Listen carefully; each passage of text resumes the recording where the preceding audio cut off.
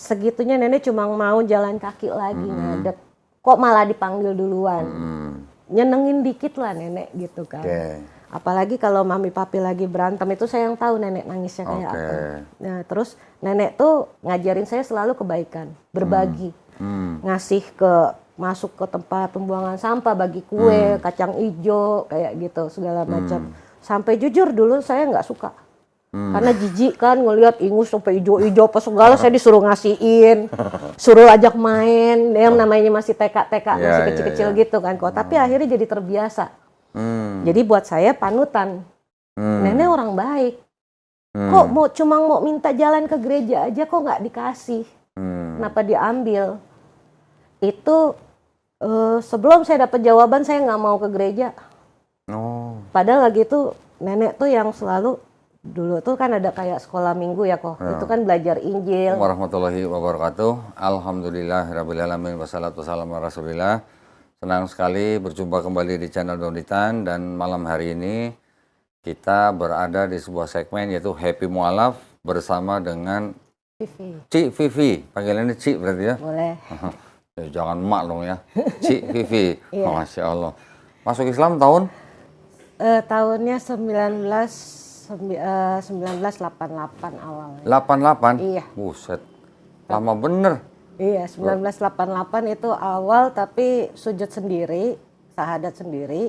Yang disaksikan itu 1992. Oh, 88 itu syahadat mandiri berarti. Syahadat mandiri. Oke. 88. Melisa aja belum lahir kayaknya, Melisa. Mel, udah. Belum tuh, Melisa aja belum lahir tuh. Belum lahir.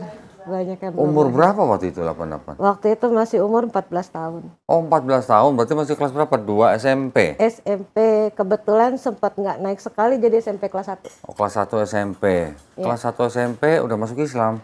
Nggak naiknya itu waktu SD termasuk gara-gara nyari agama. Hah? SD nyari agama? SD mau nyari pensil nyari agama? Iya. Jadi sama SD lagi itu nyari agama. Kok bisa? Kelas berapa? SD kelas berapa? Kelas 5. Kok bisa nyari agama? Awalnya sebenarnya udah ada dendam. Jadi dulu ada dendam kok. Widih, pakai dendam segala nih. Dendam kesumat. Dulu kan jadi cerita aja langsung ya. Iya, iya. Aku tuh kan dulu broken home. Banyak ikut sama nenek. Nah, nenek itu kebetulan Protestan. Tetapi ada tanda kutip di sini yang saya nggak cari tahu dan dulu tuh nggak paham. Diajarin itu sebelum tidur harus bersujud. Jadi dulu itu di Protestan itu? Ya, nenek itu ngikutnya GKI. Protestan. Terus? Tapi ngajarin ke saya itu sujud. Jidat ini kena ke bantal tapi nggak ke tanah. Bantal. Jadi sebelum tidur di ranjang itu sujud dulu. Terus banyak dicerita-ceritain itu tentang keikhlasan, kepasrahan. Seperti itu yang tidak ada di Bible. Tidak ada di Injil. Tunggu sebentar. Vivi dari keluarga Chinese semua? Chinese semua, tapi agama macam-macam. Agama campur? Jadi, Papa, Mama?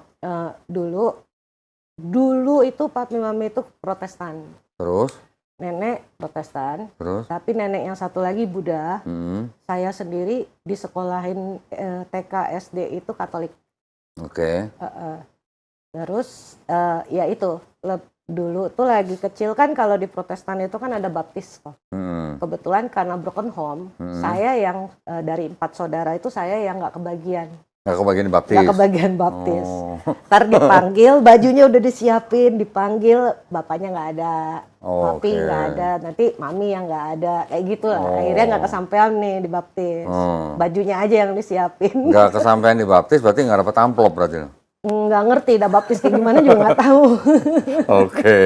Iya. Papi mami pisah, terus Vivi ikut nenek. Sebelumnya lagi itu belum pisah sih, karena kan nggak boleh ya kayaknya kan. Jadi nggak boleh kenapa? Nggak boleh pisah kan kayaknya mereka. Kristen. Cuma tempur-tempuran aja gitu. Jadi ada nggak pulang. Kebetulan saya lebih sering sama nenek dan digedein memang akur dari sekian banyak cucu saya yang sama nenek. Tapi 4 saudara berarti. Vivi paling kecil. Iya. Paling kecil, yang 3 ikut siapa sekarang? Dulunya ikut siapa waktu? Dulu belum ada ikut-ikut. Jadi belum. Enggak, waktu papi mami pisah? Iya, masih di rumah. Cuma posisinya di rumah kadang ada mami, nggak ada papi. Terkadang ada papi, nggak ada mami. Kadang dua-duanya nggak ada gitu. Kok bisa begitu? Iya, macam-macam lah. Jadinya dulu itu memang waktu saya kecil pun juga ada pikiran ya keluarga sampai begitu ya terus terang broken home itu ya ada. Cuman dulu saya lebih mikir ya udahlah terserah urusan orang tua. Yang penting tidak ngeganggu saya sebagai anak. Jadi maksudnya saya nggak mau kalau sampai ditarik ke mami atau ditarik ke papi dan lain sebagainya. Yang penting nggak keganggu ke situ. Oh, rumah tetap nggak dijual? Belum. Nggak dijual, oke. Jadi waktu masih, umur berapa waktu ikut nenek itu? Kelas berapa? Dari kecil memang dari bayi itu bolak-balik nenek sama ke rumah. Saya lebih banyak di nenek. Oh gitu? Iya. Dari sebelum pertempuran keluarga itu memang lebih banyak di nenek saya. Nenek yang Protestan? Iya, nenek yang Protestan. Yang gereja GKI? Iya. Terus tiap malam diajarin sujud? Diajarinnya sujud. Tapi dibantal? Dibantal, Bukan tapi di ranjang, nggak di lantai. Dan diceritainnya itu dibilangnya dongeng. Tapi dongeng itu nggak ada, sampai sekarang pun saya jarang nemuin. Ada, jadi lebih diajarin keikhlasan. Malahan kalau kesininya ya, saya tarik garis semi-semi Nabi Ayub. Oh gitu? Jadi cuman diceritainnya nih kudisan, segala macam, dicerca orang, dihina, tapi karena dia tulus, dia berdoa, dia nyelup ke danau, keluar sembuh. Yang cerita gitu nenek? Nenek. Tangan buntung, karena dia ikhlas, dia pasrah, dia berdoa, diiniin sembuh, kayak gitu-gitu. Cerita dari mana itu? Entah itu, dari mananya saya nggak sempat nyari. Oh gitu. Terus, tadi kelas 5 nyari agama? Jadi, maksudnya gimana? Itu begitu kelas 5-an itu, nenek meninggal. Oh, oke. Nah kebetulan meninggal nenek diabetes, jadi kan kakinya dibuntungin. Sebelum meninggal, itu zaman dulu tuh nenek tuh cita-cita mau punya kaki palsu, biar Natal bisa ke gereja lagi, jalan kaki. Karena sebelumnya selama dibuntungin kaki satu itu tuh sering dibully apa segala macam di kursi roda, jadi nangis mulu kalau pulang gereja. Nah, cuma dulu itu kan ngumpulinnya lama untuk bisa dapat kaki palsu. Jadi itu saya yang tahu. Curhat kan gitu nenek kan, wah sebentar lagi nih mau ada kaki palsu, bulan depan kalau dateng kaki palsunya mak bisa ke gereja jalan kaki lagi katanya. Nah ternyata kaki palsu sedang mau datang nenek keburu meninggal. Oh, usia berapa waktu itu nenek? Nenek meninggal usia 51. Oh 51. Masih agak muda sih sebenarnya. Masih muda ya? 51. Nah itu saya kurang lebih umur 11 tahun. 11. Di situ ada ngambek jadinya. Ngambeknya sama? Sama Tuhan. Karena nenek? Iya, jadi saya bilang ya Tuhan, segitunya nenek cuma mau jalan kaki lagi ngadek. Kok malah dipanggil duluan? Nyenengin dikit lah nenek gitu kan. Apalagi kalau mami papi lagi berantem itu saya yang tahu nenek nangisnya kayak apa. Nah terus nenek tuh ngajarin saya selalu kebaikan, berbagi. Ngasih masuk ke tempat pembuangan sampah, bagi kue, kacang ijo, kayak gitu segala macam. Sampai jujur dulu saya nggak suka, karena jijik kan ngelihat ingus sampai ijo-ijo apa segala. Saya disuruh ngasihin, suruh ajak main, yang namanya masih TK, masih kecil-kecil gitu kan. Kok tapi akhirnya jadi terbiasa. Jadi buat saya panutan. Nenek orang baik. Kok cuma mau minta jalan ke gereja aja kok nggak dikasih? Kenapa diambil? Itu sebelum saya dapat jawaban saya nggak mau ke gereja. Padahal lagi itu nenek tuh yang selalu dulu tuh kan ada kayak sekolah minggu ya kok. Itu kan belajar Injil, belajar cerita-cerita, kisah-kisah. Makanya saya tahu kisah-kisah yang nenek saya ceritain itu nggak ada di Injil. Karena kan ada sekolah minggu. Nah, terus ditambah lagi waktu itu begitu nenek meninggal saya agak hilang arah. Akhirnya ketemu sosok saya anggap kakak lah. Kakak angkat. Yang saya anggap bisa kayak ngegantiin nenek perhatian. Kayak gitu perhatian. Itu saya SD, dia SMP. Saya SD kelas 5, dia SMP. Nah itu kan gara-gara pergolakan itu ada sempat nggak naik tuh satu kali. Tapi memang nggak naiknya sebenarnya saya kan di sekolah Katolik kok. Suster itu sempat manggil papi dan papi itu ngomong sama saya. Kamu tuh sebenarnya naik. Tapi di kelas itu kamu kebanyakan ngelamun. Bengong. Iya, dan agak introvert. agak nggak bisa disenggol sama orang gitu. Jadi senggol kamu nggak bacok maksudnya? Iya, jadi kamu Senggol nggak bacok. dinaikin katanya. Karena ya itu ya kok. Jadi pada saat itu tuh memang saya tuh sering nantang teman-teman, lu nggak ke gereja kan kayak gitu-gitu kan. Terus saya ngomong, ngapain ke gereja? Orang baik itu pada susah-susah. Satu, Yesusnya disalib. Dua, ada kan itu yang direbus. Saya bilang, itu kan karena ke Tuhan kan. Saya bilang, nah nenek saya mau ke Tuhan juga nggak kesampaian, mati duluan gitu kan. Jadi dulu tuh kadang main nyeletuk gitu aja kok. Sementara sekolah itu kan sekolah Katolik yang agak strict. Jadi sering dihukum saya kok. Sekolah apa dulu kalau boleh tahu? Sang Timur. Sang Timur. Sering dihukum? Banget. Sering disetrap berarti? Enggak sih, malah saya kalau dipanggil sama kepala sekolah sama susternya saya bikin nangis. Kenapa? Diapain? Karena gini kok ya kan, kadang lagi main gitu. Saya dorong temen naik sepeda, belajar, katanya ajarin dong naik sepeda gitu kan. Saya dorong, cowok kan gitu, anak cowok. Begitu didorong dia jatuh, saya dipanggil sama suster. Kamu ngedorong temen? Enggak, orang saya lagi ngajarin naik sepeda. Ya kan dipegangin, kadang-kadang kalau nggak didorong kan dia nggak bisa maju kan. Itu kamu jahat, kamu ngedorong. Enggak suster, saya tuh ngelawan. Saya nggak ngedorong. Itu kamu main sama cowok pacaran-pacaran. Ih, saya masih kecil, siapa yang pacaran? Itu saya ingat. Saya bilang sama suster sih nggak pernah pacaran. Jadi suster nggak bisa bedain mana yang berteman, mana yang pacaran. Lah kayak gitu saya diomelin lah. Agak nangis susternya gitu. Gak bener, suster nggak pernah pacaran digituin. Dan itu salah satu saya tanya sama suster saya. Suster, katanya suster kekasih Tuhan. Suster anak Tuhan. Tapi kenapa suster bisa melanggar salah satu perintah Tuhan? Apa?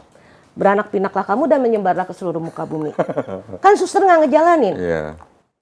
Kami ini ngeinin diri. Nanti dulu suster, semua orang juga mau jadi kekasih Tuhan.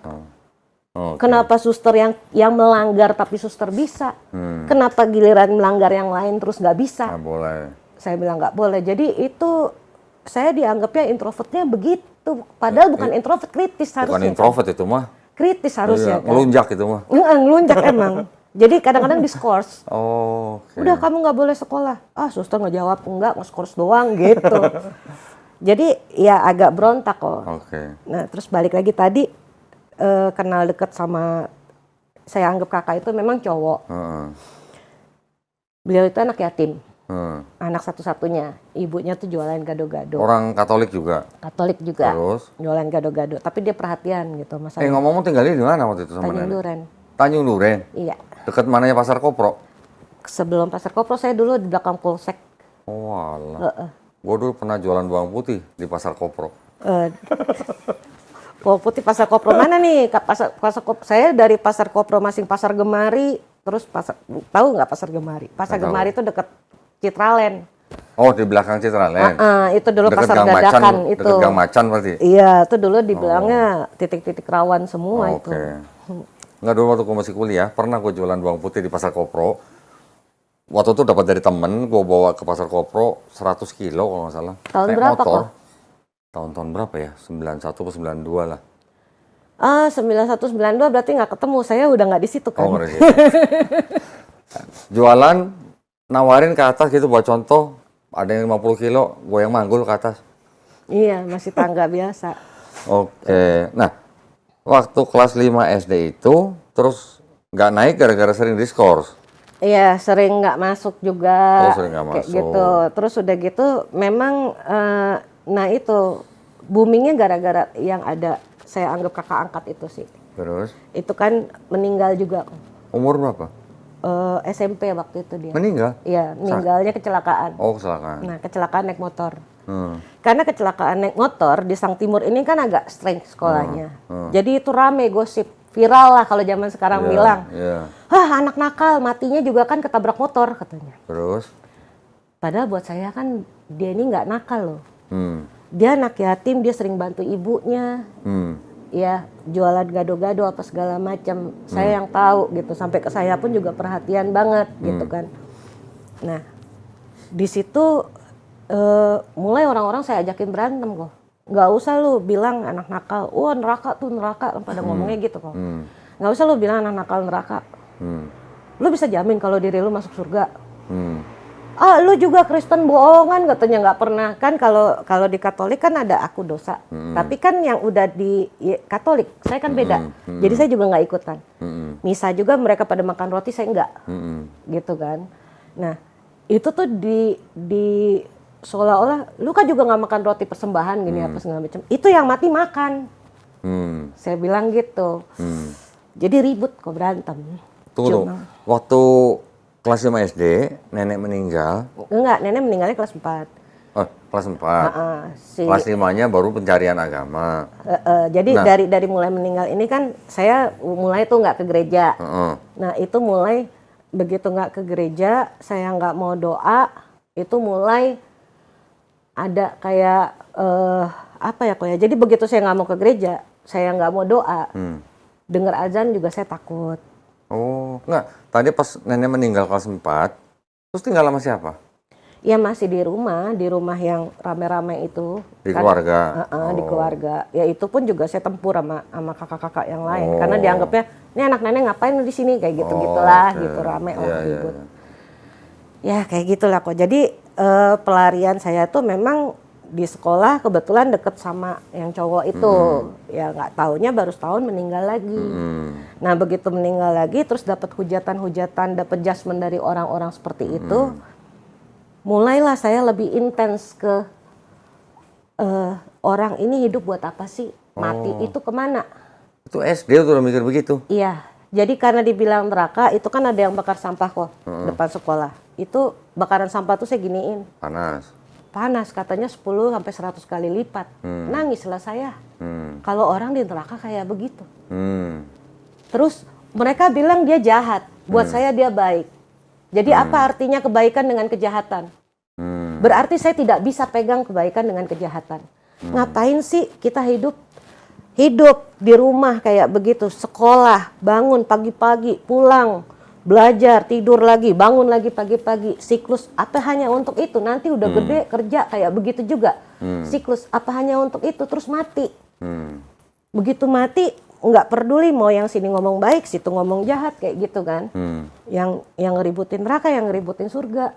Jadi orang mati ini sebenarnya kita hidup ini pegangannya kemana? Bukan baik dan jahat, berarti harus cari salah dan benar. Di situ saya mulai pegang, saya mulai nyari mana sih yang salah dan benar. Supaya matinya nggak gitu. Ngeri kok itu bakar sampah segini jarak jauh aja udah panas. Orang yang saya tahu segitu baik ya nolongin ibunya, bantuin dagang, segala macam tetek bengek dianggapnya jahat neraka. Nenek saya kaki buntung apa segala macam, ngajarin kebaikan apa segala dan lain sebagainya. Nah jadi itu saya mulai nyari. Dan saya nyari dalam posisi saat itu saya lagi tidak bisa berdoa, saya nggak mau berdoa. Yang akhirnya saya di situ ngambil keputusan, saya tidak akan berdoa sebelum hati saya ini mengiyakan apa yang saya ucapkan. Jadi pikiran sama hati sama mulut itu saya maunya sinkron. Nah terus udah gitu lagi kayak begitu saya ketakutan sama azan. Kok bisa?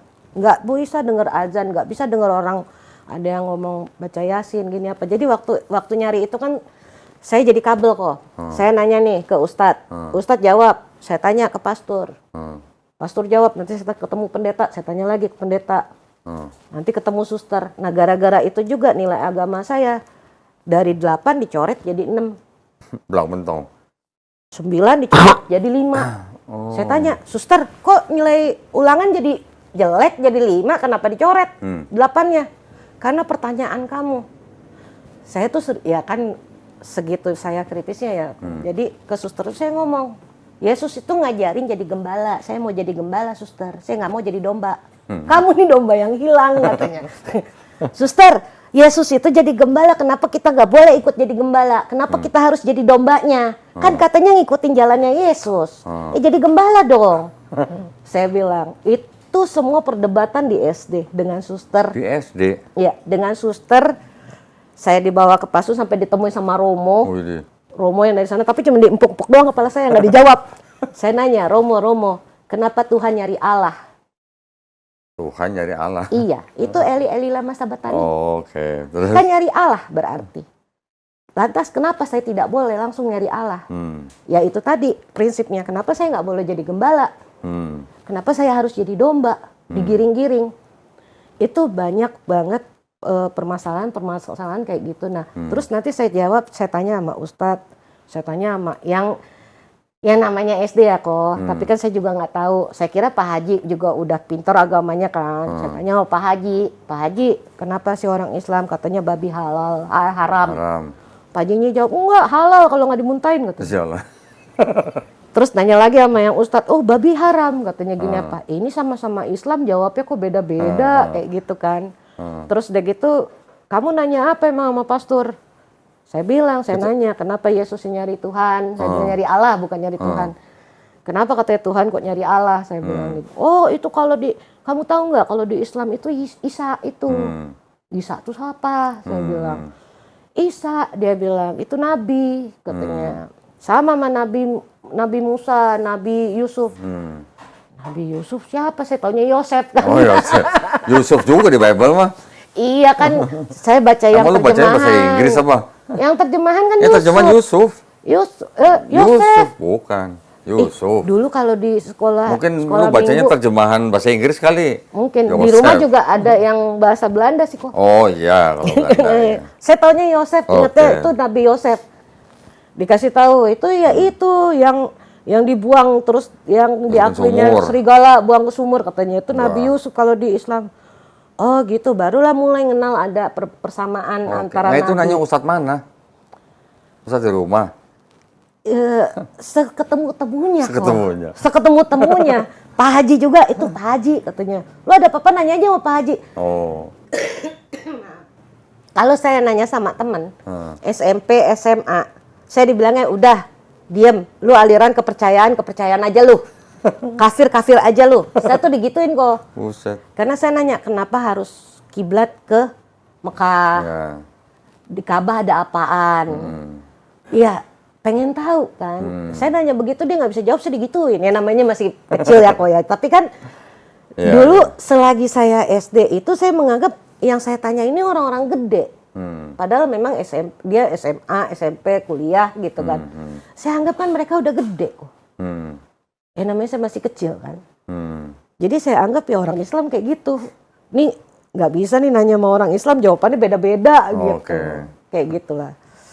Jadi kalau lagi ke temen yang begitu, nah itu saya nggak tahu kenapa setiap kali dengar aja nih pulang ya. Itu saya nggak mau. Takutnya gimana maksudnya?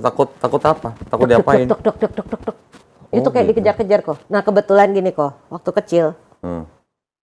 Ya percaya nggak percaya ya, waktu kecil itu kadang-kadang saya lihat penampakan. Oh. Nah, tapi saat saya ngelihat penampakan itu paling kaget terus deg-deg gitu kan. Ya misalnya lewat kaget gitu terus deg-degan. Selagi saya dengar azan atau saya dengar Yasin, deg-degannya itu beda kok, itu lebih. Oh. Itu sampai kayak kuping nih dengar jantung. Oh ya? Gitu. Makanya saya menghindar. Yang itu saya pikir kenapa ya gitu. Itu SD itu saya alamin. Dan itu bikin kadang-kadang saya nyari. Cuma nyarinya memang ya namanya kecil nggak ngerti jalan. Kadang-kadang saya nongkrong di atas masjid. Pasar Kopro kan di depan tuh ada masjid tuh. Dulu tuh atasnya masih dibangun lama nggak jadi-jadi. Itu tempat nongkrongan saya di atas itu. Saya dengerin orang-orang yang lagi ceramah di bawah. Untung nggak jatuh. Enggak kan ada tangga gitu kok di atas bisa main bola segala gitu. Oh dak ya berarti ya. Dak gitu. Jadi dia mau tingkatkan nggak jadi-jadi. Jadi di situ. Saya paling nongkrong di situ gitu saya dengerin. Nah, terus dari SD, kelas 5, kelas 6 SD, kelas 5, 6 SD ya? Sampai akhirnya umur berapa tadi? 14? Iya. Kelas 1 SMP? 2 tahun. 2 tahun, akhirnya sadar sendiri. Jadi, dari mana? Nah, begitu lagi kan saya sering nyari, sering dengar segala macam. Kadang saya ditemuin juga. Pernah juga itu kan temen nanya, lu kalau udah pengen tahu kenapa nggak mau masuk Islam? Saya bilang masuk Islam itu berat. Satu, saya nggak tahu Islam yang mana yang harus saya masuk. Saya nanya aja, beda orang beda jawaban. Nah terus saya ditemuin sama ustazah. Itu ustazahnya ngajarin, kamu belajar Islam gini udah bisa syahadat belum? Bisa. Ya udah coba baca. Nggak mau. Kenapa nggak mau? Kan saya udah bilang, saya nggak berdoa pun saya tidak mau. Karena saya mau hati, mulut sama pikiran itu sinkron. Dipaksa enggak, kita cuma belajar aja. Dipaksa sama dia, belajarlah. Asyhadu alla ilaha illallah wa asyhadu anna Muhammad Rasul. Alhamdulillah, sekarang kamu udah Islam. Saya gebrak meja kok. Siapa itu ustazahnya? Ustazahnya ngomong gitu, saya langsung gebrak meja. Apakah Anda bisa mempertanggungjawabkan keimanan saya? Sampai Anda memaksa saya. Itu sejujurnya kok, itu bikin saya makin mundur. Kok kayak gini sih dipaksa-paksa? Kan kalau agama saya nanti saya yang ngejalanin. Iman itu kan di hati buat saya. Ada di dalam, bukan di mulut. Mulut bisa aja ngomong apa aja gitu. Itu bikin saya makin jauh. Apalagi saya mikirin Bismillahirrahmanirrahim itu susah. Apalagi kalau zaman dulu itu kan yang terkenal di TV itu yang kayak kori-kori gitu kan. Yang panjang, yang tinggi. Mana bisa belajar kayak gitu, susah amat. Itu bikin berulang-ulang. Nah makin saya mundur, makin saya takut kalau dengar azan. Nah sampai akhirnya saya kalut sendiri, saya bingung sendiri. Sempat itu di rumah teman. Ya, itu tadi kembali lagi dulu saya beberapa kali itu sering lihat ada penampakan. Alhamdulillah ternyata itu qadarullah, jalan Allah untuk bisa membedakan. Itu di tempat teman semua lampu saya matiin, teman lagi nggak ada. Saya dijagain rumah temen gitu. Pintunya saya kunci, saya tutup, rumah dia kebetulan lantai 2 ada balkon. Saya tutup, itu di situ saya berdoa. Berdoa ke siapa? Ya Tuhan, sang pencipta semesta alam. Oke, terus? Kenapa sih aku kok dibikin bingung begini? Sebenarnya kamu ada atau enggak? Kalau ada, kenapa jadi banyak? Kan saya dulu baca buku Mahabharata, baca buku Kopingho, terus dari nenek yang Buddha, terus yang Protestan, yang Katolik, dan ada juga teman-teman yang Islam. Kenapa jadi banyak dan masing-masing mengklaim bahwa mereka jalan yang benar. Tapi kalau nggak ada, kenapa jadi ada? Masya Allah, itu baru kiclep. Itu kok deg-degan, enggak. Itu beda, makanya itu saya bilang saya bisa ngebedain. Itu kan saya kan baca doanya kan gini kok, gini aja gitu nunduk. Itu kayak makin ditundukin, makin nggak bisa bangun, berat, dengung, nutup, pokoknya kayak dalam kejepit gitulah kok. Bener-bener itu kayak mati nih gua nih. Kayak dipaksa gitu. Sujud gitu. Terus? Itu kayak, jadi kan saya kan begini kan, itu kayak makin ditekan. Berat, dan itu kan memang lampu saya matiin kan, gelap, akhirnya saya nggak tahan, mati saya lama-lama kalau begini. Terus? Saya pikir nemu belum untuk baru mati. Saya bilang kan, itu langsung saya bangun, saya buka jendela, saya ke balkon. Begitu di balkon itu saya agak ngeblank, agak ngelamun sedikit. Terus nggak lama itu kayak ada kilat, kayak saya dengar, kayak ada cahaya, saya lihat. Padahal tidak ada yang saya dengar dan tidak ada yang saya lihat. Cuma rasanya itu seperti itu. Di kepala itu kayak di dalam kepala ini kayak seperti itu. 3 hal yang saya lihat. Bintang, tumbuhan, air. Ada air netes-netes dari plafon, ada pohon di depan rumahnya gitu. Kalau Koko Tanjung Duren dulu dekat Polsek Lama tuh di sebelah kanan itu rumah itu masih ada pohonnya gitu kemarin ini. 3 itu yang saya lihat. Baru saya kepikiran, iya bintang segitu banyaknya miliaran tidak terhingga, belum Bima Sakti, belum Tata Surya, masing-masing mereka berjalan. Kalau tidak ada yang atur maka sudah tabrakan semua. Pohon, saya punya nenek, punya papi, itu juga kita ada diajak bisnis bunga artifita yang bunga plastik itu loh kok bikin. Semua bunga plastik itu bikinan. Tapi kalau mau bikin pohon, semua harus dari yang hidup. Dari bibit yang pohon juga. Itu yang kedua. Berarti ada yang pertama kali menghidupkan pohonnya. Yang ketiga itu air. Air yang kita minum sama dengan air yang diminum zaman prasejarah. Kalau kita bicara kutub utara dan lain sebagainya, berarti Nabi Nuh benar. Itu ada.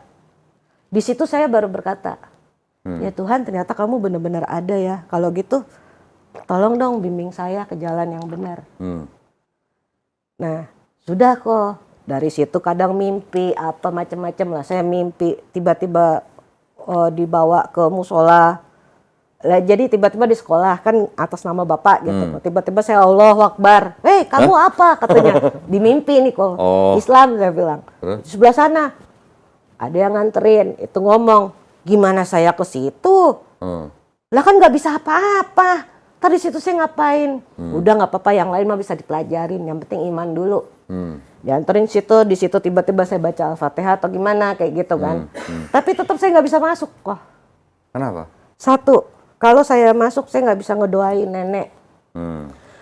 Kedua, kalau saya masuk susah, duduk baca doa, bangun duduk baca doa, keluar pintu baca doa, semua katanya baca doa. Kalau saya masuk nambahin dosa aja kalau nggak baca doa. Terus? Ya.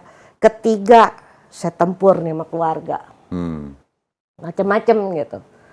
Dan apalagi di kebimbangan itu temen juga banyak, udah lu kafir-kafir aja, kepercayaan aja. Itu banyak yang kayak gitu pada ngomongnya kan.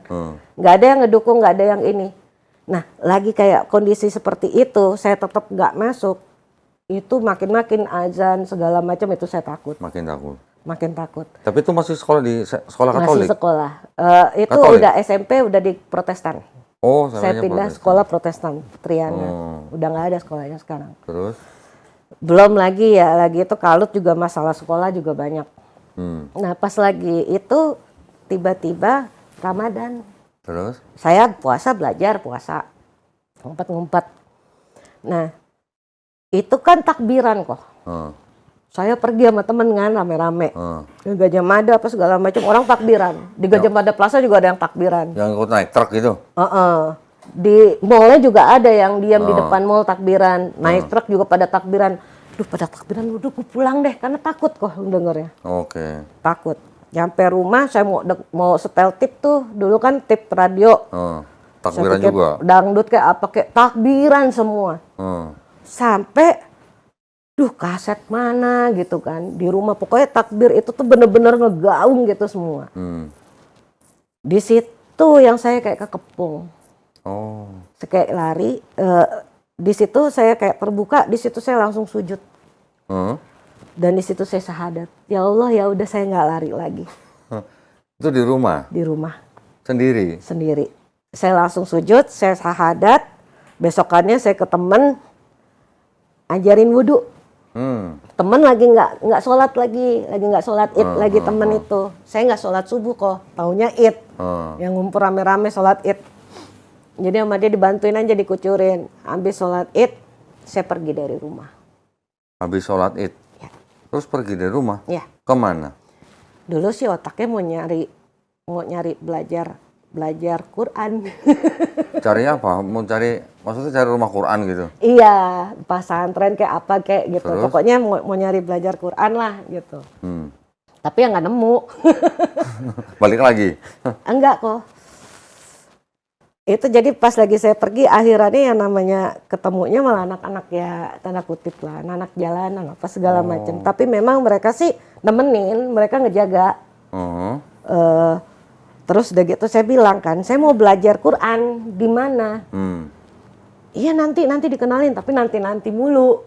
Sampai ketemu anak jalanan, terus tadi tidur di jalanan, di mikrolet, di bajai. Kelas berapa itu? Kelas 1 SMP? Ya. Terus? Kalau ada di tempatnya di kota sampai sekarang. kota. Saya sampai dikira kuntilanak di situ. Kirain tidur di mikrolet yang di Grogol. Enggak, di kota, di belakang Gajah Mada. Belakang Gajah Mada mana? Belakang Gajah Mada Plaza, Hanura. Lah elah Ketapang. Iya, di belakangnya Ketapang lagi itu kan ada tuh yang Hanura. ada kali. Hanura. Tahu. Dulu saya di Hanura. Lah gue sekolahnya di YPK Ketapang. Ya, jadi itu dulu dibilangin udah kayak kuntilanak di situ kok saya kok. Orang saya nongkrong di jembatan di situ. Ya, abis teman-teman itu ngomongnya, nanti dikenalin, dicariin. Berapa lama itu di jalanan? Jadi gini kok, itu di jalanan sih nggak terlalu lama juga sih, sempat dicari polisi juga segala macem. Saya kabur dari sekolah. Itu nyokap mami papi tahu lu kabur? Taunya saya pergi, taunya saya kabur, jadi diserahin polisi. Dicari polisi. Terus? Tapi ya karena saya bergaul gitu kan kalau di jalan. Polisi baru nyampe mana, beritanya udah nyampe duluan. Udah deh nyari, kabur lagi gitu, lari ke sana gitulah. Ya pokoknya ya kayak inilah kayak FBI CIA gitu lah. Lompat ke sana, lari ke situ dah kayak kok. Terus? Nah, pas lagi kayak gitu akhirnya kan saya mikirnya gini kok, kalau kita dulu di Kristen, saya ke gereja. Nah, itu saya cobalah ke masjid. Nggak perlu saya sebutin lah masjid di mana. Tapi mungkin ya waktu itu bukan jam sholat. Terus? Saya baru mau masuk, ya namanya nggak ngerti bacanya gitu kan. Ya, misi, sepada gitu. Saya teriak aja kok. Saya buka pintunya, saya dengar ada orang di air. Suara air gitu. Saya ngelingok-ngelingok. Nah, saya nggak ngerti apakah sendal saya nyentuh batas suci atau enggak, saya nggak paham. Yang jelas saya lagi celingak-celinguk, tiba-tiba kebetulan yang keluar ini mungkin preman baru hijrah kali kok. Weh Cina, Nasrani, ngapain lu masuk sini? Itu mau ngambil balok kok. Oh loh. Larilah saya nangis. Lari, ngumpet ke warung. Nah apa Neng nangis katanya gitu. Orang Islam galak-galak. Terus? Tapi rupanya adalah mungkin imamnya atau siapa mungkin ada, nggak tahu itu ada ustadznya yang nyari. Bu lihat gak tadi ada cewek lari katanya. Itu tuh katanya. Langsung saya dipepet sama ustadz tuh, satu ustadz duduk sini, satu ustadz duduk sini gitu. Warungnya langsung ditutup ada. Neng tadi ke masjid. Iya. Sambil nangis sambil ngedumel. Iya. Tadi ke masjid. Mau ngapain? Ya mau belajar sholat lah. Saya bilang. Kaget ustadznya dong. Loh, emang nih dari mana? Iya saya tahu, saya mah anak jalanan. Jadi saya langsung apa sih antipati gitu. Emang kenapa mau belajar sholat? Ya kan saya udah Islam. Kapan Islamnya? Kemarin. Di mana? Di rumah. Sendiri. Sendiri. Terus? Saya udah Islam, saya bilang. Terus ya saya mau belajar Quran. Kalau saya nanya-nanya sama ustadz, jawabannya beda-beda. Jadi saya mau tahu Qurannya. Saya mau baca Qurannya. Zaman itu saya nggak tahu ada Quran terjemahan, sama sekali nggak tahu. Saya taunya saya harus belajar Quran bahasa Arab. Jadi ini pasti belajarnya lama nih. Saya bilang kan, ya udah, yuk ikut ke rumah. Dibawa saya ke rumah dia. Kebetulan lagi saya baru masuk, ada istrinya keluar. Siapa gitu? Kan saya masih ngeliatin aja gitu kan. Masuk dulu aja ke kamar aja dulu, Vi. Ditaruh saya di kamar istirahat dulu katanya. Dia ngobrol sama istrinya di luar. Saya dengar mereka berantem. Saya kabur lagi ngumpet-ngumpet. Iya rumah tangga orang. Iya. Saya kabur lagi ngumpet-ngumpet. Kaburlah saya dari daerah situ. Itu di Harun Nura itu? Jangan disebut lah di mana lah. Pokoknya saya kabur lah dari situ. Saya kabur lagi dari situ. Ya pokoknya kabur-kaburan nggak jelas lah. Waktu itu di situ.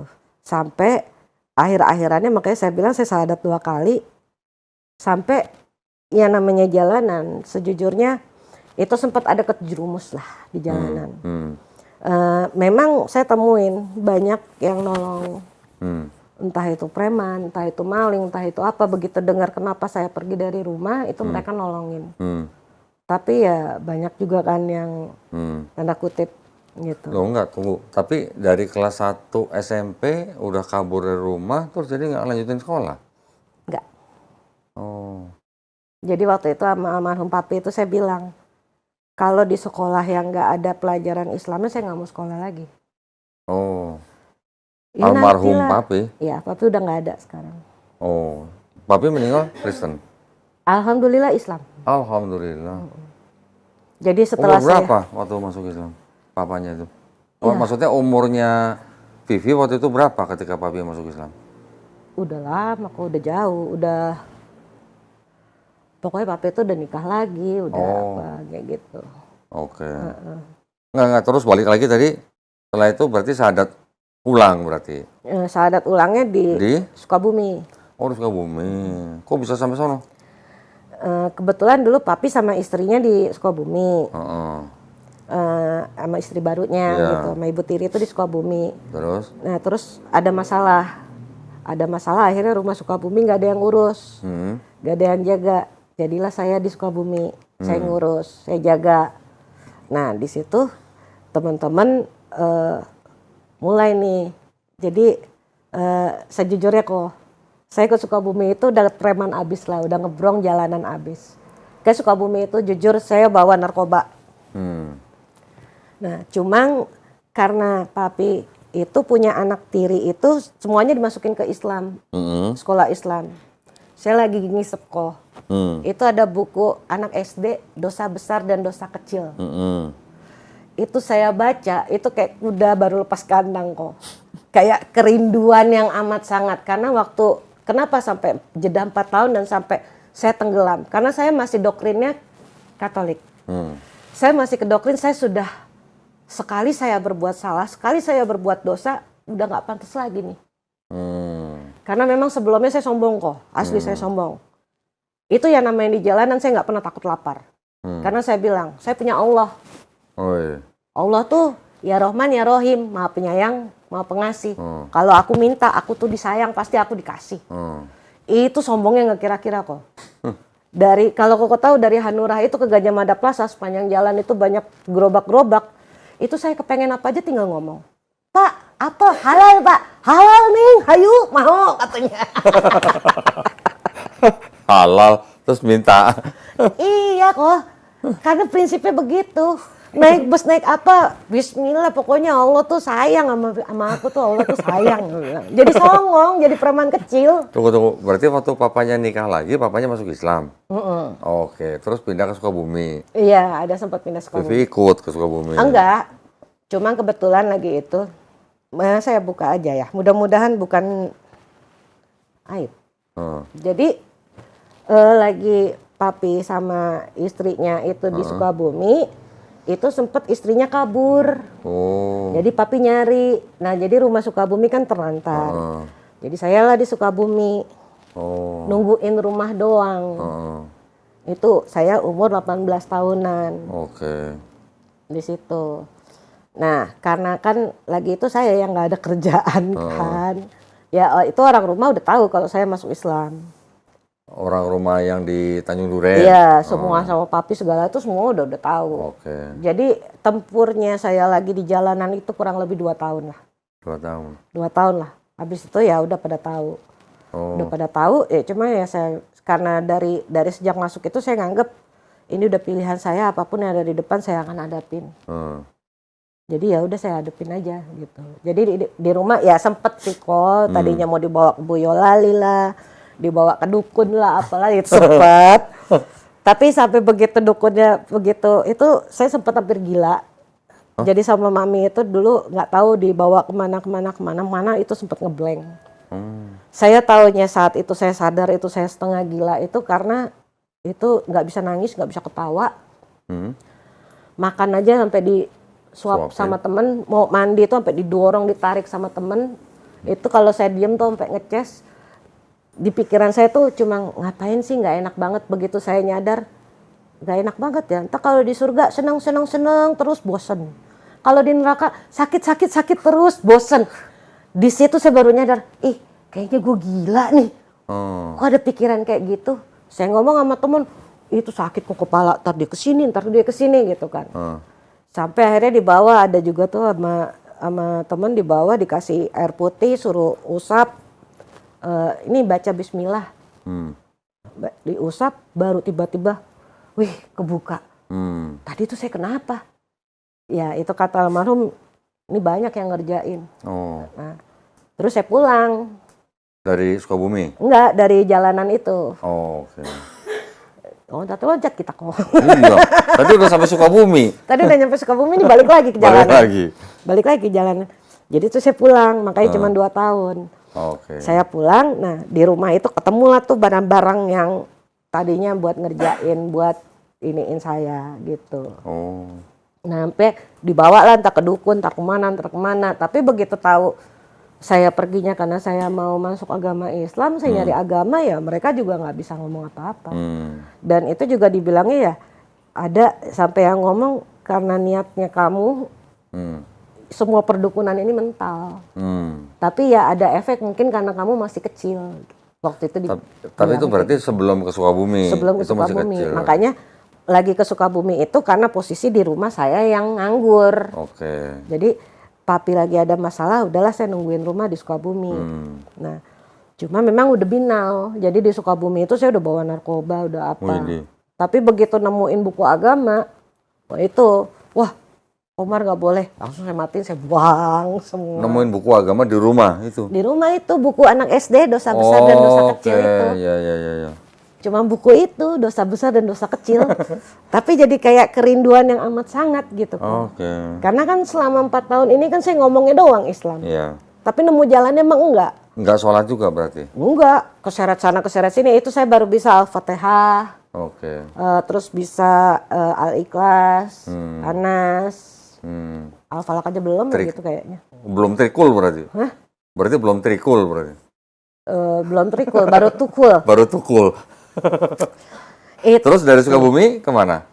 Ya di Sukabumi itu gara-garanya kan karena buku dosa besar dosa kecil itu, alhamdulillahnya itu ternyata ngebawa saya memperbaiki diri. Di situ mulai agak nyadar, iya ya Allah kan maha pemaaf. Maha pengampun. Biar kata udah dosa, udah apa kan diampunin, kayak gitu kan. Nah terus itu mulai nyari, mau belajar sholat. Tapi sejujurnya kok hampir 100 orang yang saya minta untuk ngajarin saya sholat saat itu, tapi gak kesampaian. 100 orang? Hampir 100 orang. Ngajarin sholat dong. Wih jangan, kalau gua salah gua dosa. Katanya. Belum. Terus? Nggak tahu lah, mungkin karena pergaulan saya kok yang nggak ketemu orang-orang yang benar. Nggak ke masjid? Dari yang sejak kejadian di masjid itu, saya trauma ke masjid. Saya menghindar dari masjid. Saya agak nggak mau ke masjid. Nah cuma ya pas lagi yang di Sukabumi itu, akhirnya teman-teman balik lagi, itu kan umur saya baru 18. Jadi ada beberapa tuh kan saya masuk sanggar. Jadi di sanggar itu ada anak SMA lah.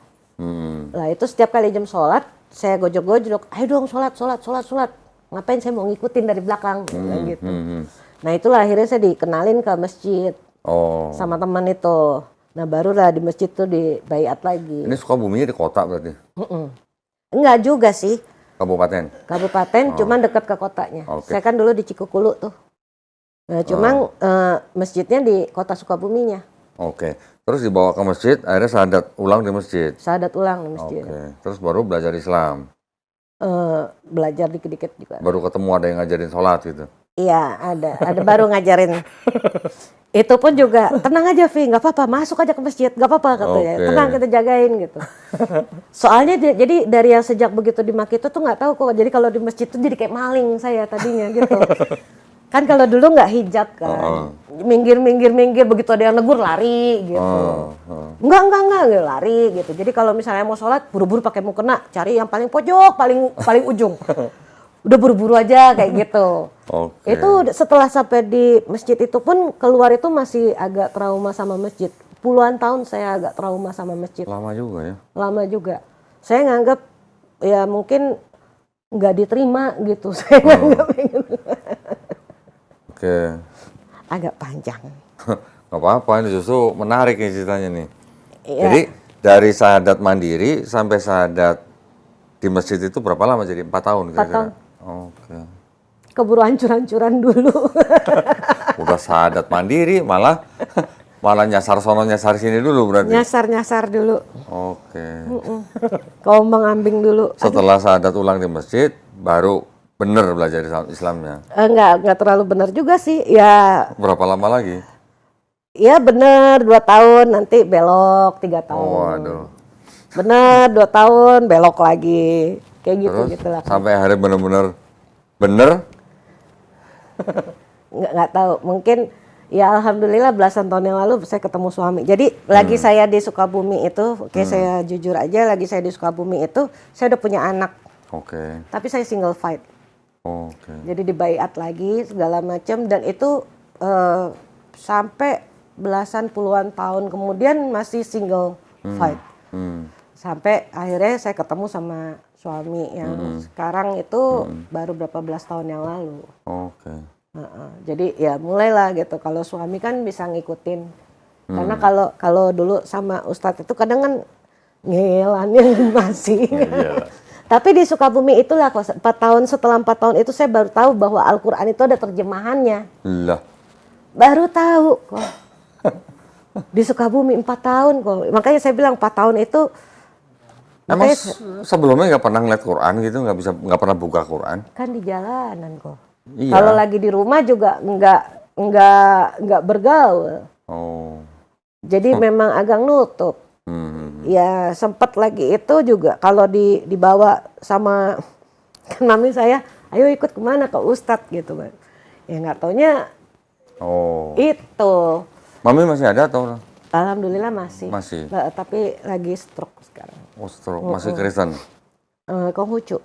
Oh, Konghucu. Oke. Cuman yang udah Islam, papi almarhum, ibu tiri almarhum udah Islam.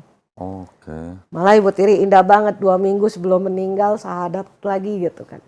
Loh, yang nikah sama papi itu? Mungkin kan dulu nikahnya kan dengan cara Islam kan, tapi kan terus kan ke gereja lagi.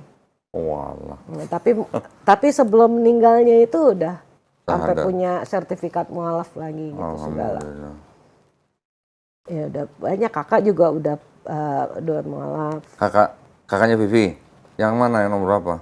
Yang pertama yang cewek kemarin nikahnya juga udah Islam. Yang kedua almarhum. Oh, udah meninggal? Udah meninggal. Masuk Islam yang kedua? Iya. Yang ketiga? Di Sunda Kelapa. Yang ketiga belum. Yang ketiga masih Kristen. Oke. Campur aduk gitu ya. Pancasilais. Tapi papanya masuk Islam, kakak pertama masuk Islam, kakak kedua masuk Islam, yang ketiga sama mamanya yang belum? Ya. Oh. Sekarang yang rawat mamanya? Kakak yang pertama. Oh, kakak yang pertama. Mama berarti nggak nikah lagi waktu itu? Enggak. Oke. Sampai sekarang sih nggak nikah lagi.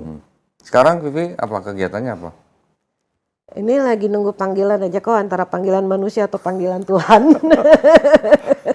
Panggilan manusianya panggilan apa nih? Kita kalau panggilan manusia itu panggilan kerjaan, jadi kebetulan nama suami di performing art. Oh, oke. Jadi entah itu badut, magician, dancer. Kayak Badut, gitu. magician, dancer. Pantomim. Pantomim. Oh, suaminya berarti pantomim? Suami pantomim. Oke. Jadi kalau mau ngundang Ya, ke nomor dipanggil. handphone, boleh? Boleh. Wih, performing art. Kita lagi obral kok, handphone, Ngobrol. IG, tweet udah dicari, udah ini semua. Oke. Boleh. Nanti apa itu namanya, nama sanggar atau nama apa? Kalau pantomimnya sendiri kita memang namain Cuplin, Culun Disiplin. Mencuplin. Cuplin, Culun Disiplin. Kita sendiri di ICA, Indonesia Community Art. Oh, oke. Ya. Boleh di handphone. Boleh. Nanti boleh ya. Tulis nomor HP-nya ya. Nomor HP di bawah sini. Iya, di bawah sini. Nggak tahu di bawah sini apa di atas sini nggak tahu. Oh iya. Terserah editor ntar. Iya. Oke, ya mudah-mudahan lah ya. Tapi anak sekarang ikut siapa? Anak berapa? Alhamdulillah anak 3. 3. Yang 2 Islam, yang 1 Katolik. Dari yang mana lagi? Jadi kok selagi saya di Sukabumi itu, saya belajar sholat itu akhirannya saya dipaksa keadaan meninggalkan anak. Oke. Jadi memang anak akhirnya nggak sama saya, dua anak nggak sama saya lagi di Sukabumi itu.